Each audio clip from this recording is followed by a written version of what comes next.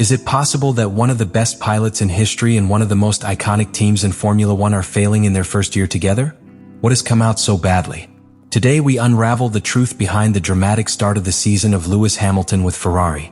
The signing of Lewis Hamilton by Ferrari was, without a doubt, the most shocking movement of the pilot market in years. The news toured the world of motor racing as a giant wave. The seven-time world champion abandoning his home more than a decade, Mercedes, to join Maranello, a team with a glorious history but irregular results in the hybrid era. With a contract valued at £50 million per year, the alliance promised an era of successes. For many, it was the last epic chapter in the career of a legendary pilot. But that promise has begun to crumble faster than any fan or analyst could anticipate. 5 big prizes later, the results speak for themselves. Hamilton has accumulated only 33 points and is located in the 7th position of the championship. Not only is it far behind the leader, Lando Norris, but also of his own teammate, Charles Leclerc, who has managed to extract better results from the same car. His best performance has been a 5th place in Bahrain. To this are added disappointing results: 7th positions in Japan and Saudi Arabia, an 8th in Miami and a 10th in Australia. The only brilliant moment came in China, where he achieved pole and won the sprint race, but was disqualified from the main race for excessive wear on the flat background. Beyond the numbers, the perception that Hamilton leaves after every weekend is that of a frustrated figure, which still does not find its place inside Ferrari. The interviews after each race have become an awkward exercise. His face shows resignation, his words transmit confusion, and even analysts like Martin Brundle have defined it as very difficult to see. What should be the rebirth of a champion in a new environment is becoming a progressive disenchantment experience. Far from being the spearhead of the team, Hamilton looks like a gear out of place. But the problem is not exclusive to the British pilot. Ferrari, as a team, has also had a start well below that expected. With only 1 podium courtesy of Leclerc in Saudi Arabia, the team is in the 4th position of the Constructors' Championship. In the last Grand Prix in Miami, the situation played background. Both Ferrari ended up fighting for minor points against a team like Williams, which until recently was considered part of the grill bottom. It is a painful symbol of the place that now occupies Scuderia in the current competitive order. To this disappointment is added the overwhelming advance of McLaren. In the last 4 races, the average difference in classification between the SF25 and the MCL39 has been more than 0.3 per lap.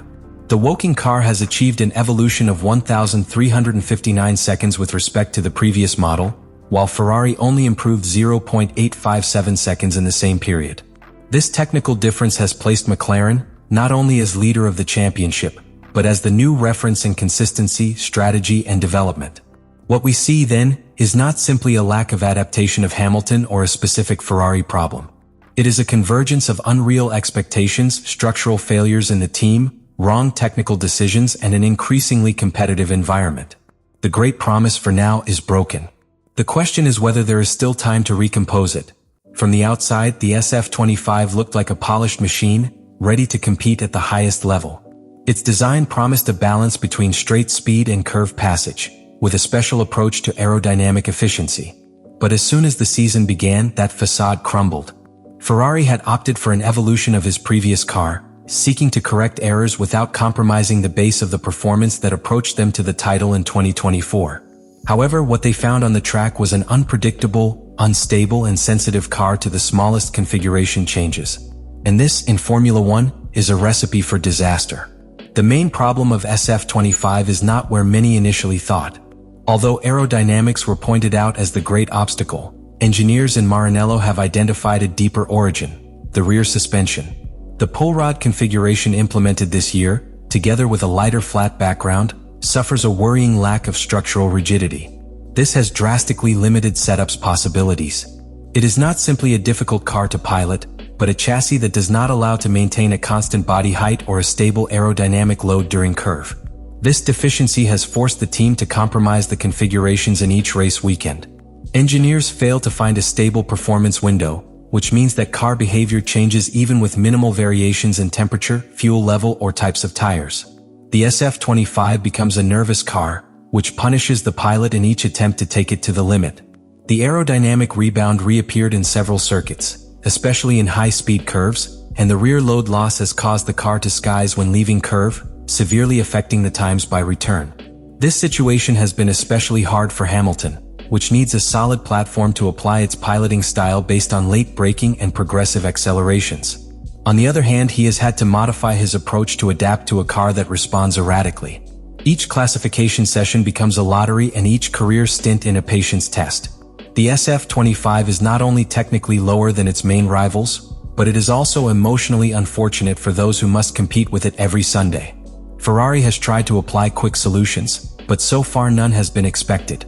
The suspension adjustments, the updates in the flat background, and the changes in the tire management have been palliative rather than real solutions. There is talk in the paddock of a structural review for the second third of the season, but that implies time, resources, and the possibility of sacrificing short-term performance. In a championship where McLaren, Red Bull, and Mercedes do not give truce, every lost race is a blow that accumulates. The SF25 should be the machine that would mark Ferrari's return to the top, the car that would allow Lewis Hamilton to fight for his 8th world title. Instead, it has become the symbol of collective frustration. A machine that does not obey, which even betrays those who understand it better.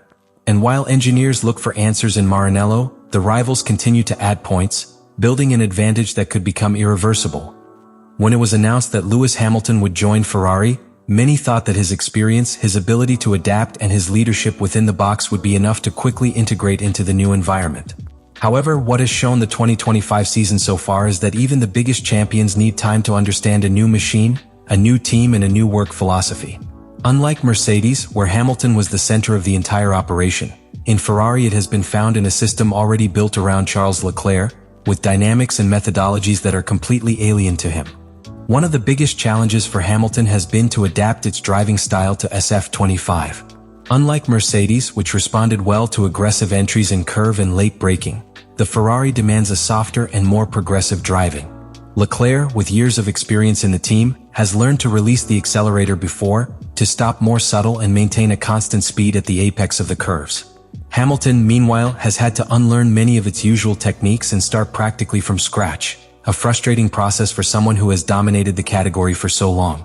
The situation is aggravated with the constant pressure that runs to Ferrari. In Maranello there is no room for excuses. The Italian press is relentless, tifosi demand immediate results, and the direct comparison with Leclerc does not give truce. Each error, every bad decision, each race without podium is analyzed in detail. Instead of an environment that allows you to grow and adapt calmly, Hamilton is under a permanent magnifying glass. The anxiety to demonstrate results has even led to strategic mistakes or to demand SUUP changes that have ended up damaging their performance even more. The frustration of the British pilot is evident every time you get off the car. It is no longer just about fighting his rivals on the track, but against a growing feeling that the challenge he assumed could have been bigger than he imagined. In Australia, for example, he was caught behind Alex Albon during much of the race due to a team strategy error. In other tests, it has been visibly uncomfortable with the car responses, even declaring that if the rest of the season remains the same, it will be painful.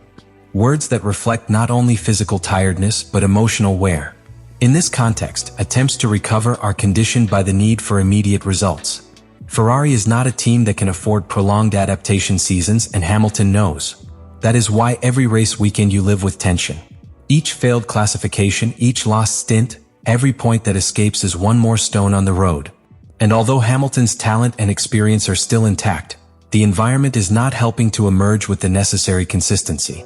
What should be an explosive alliance is now in uncertain terrain, and the question that many are asked is whether they will both have patience and enough margin to reverse this complicated beginning.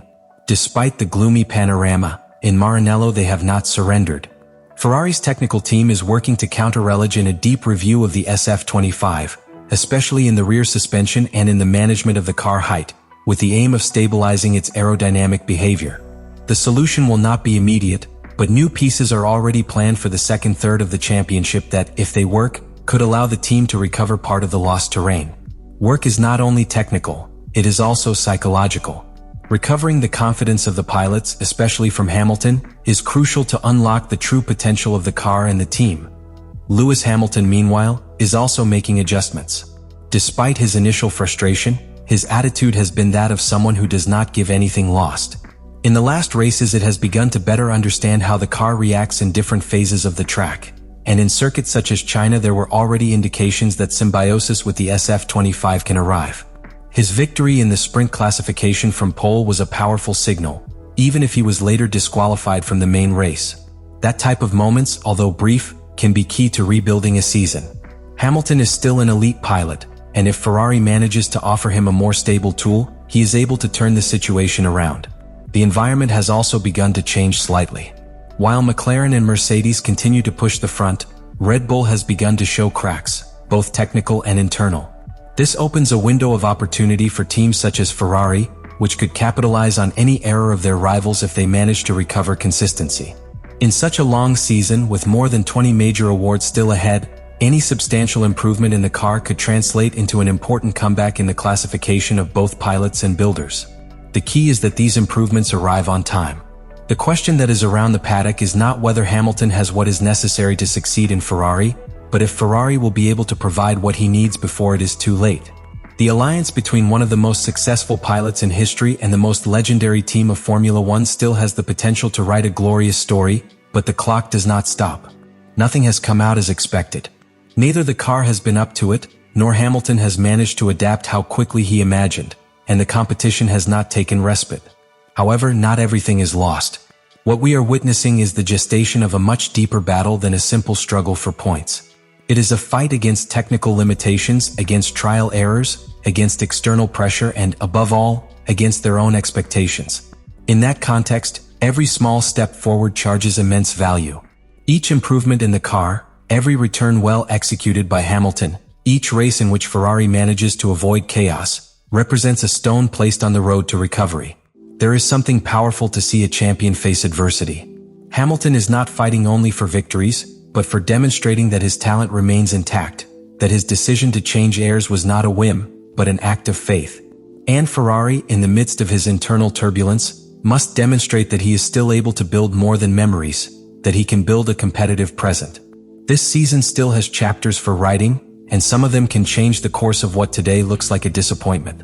We may not see a world title in this first year, but what Hamilton and Ferrari are played is much more than that. The right not to be remembered for a difficult beginning, but by the way they decided to respond. The story is still open, and in Formula One that is always an opportunity.